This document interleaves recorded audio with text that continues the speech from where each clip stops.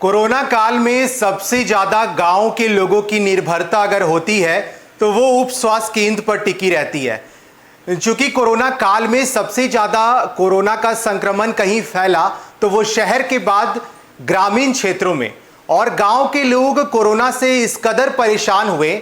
और जब उप स्वास्थ्य केंद्र की तस्वीरें सामने आई और हमने भी आपको कई ऐसी उप स्वास्थ्य केंद्र की हकीकत दिखाई जहां वर्षों से ताले जड़े हैं, जहां व्यवस्थाएं तो पूरी है लेकिन डॉक्टर्स और एएनएम नर्सों की तैनाती नहीं देखने को मिली, जिसके बाद सरकार के वो तमाम दावों की पोल खुल गई।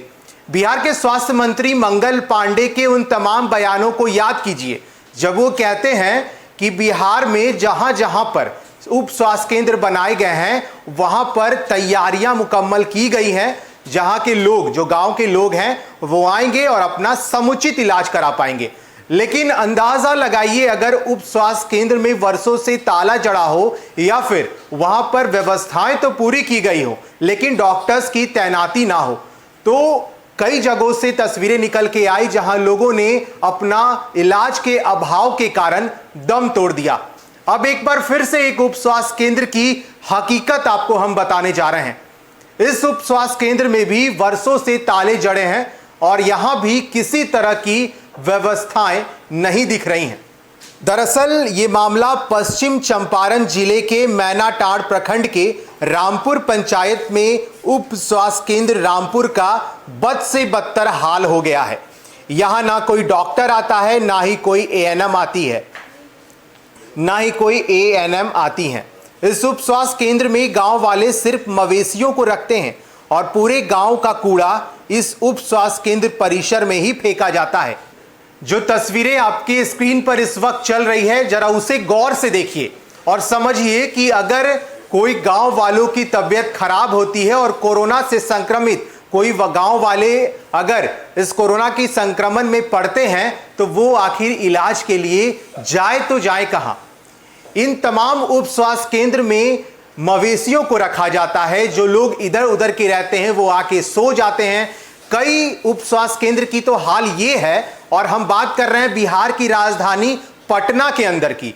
पटना के अंदर जहां उप स्वास्थ्य केंद्र बनाए गए हैं वहां पर भी स्थितियां बहुत ज्यादा दयनीय हैं, जहां पर एएनएम की नर्स नहीं है, व्यवस्थाएं पूरी हैं, जो मशीनें होती हैं उपचार के लिए वो उपलब्ध हैं, लेकिन एएनएम की नर्स या फिर डॉक्टर्स वहां पर मौजूद नहीं होते हैं।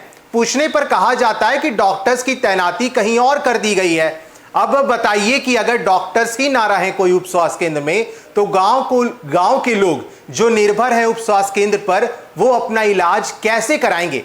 स्वास्थ्य मंत्री मंगल पांडे को इन तस्वीरों को भी देखना चाहिए।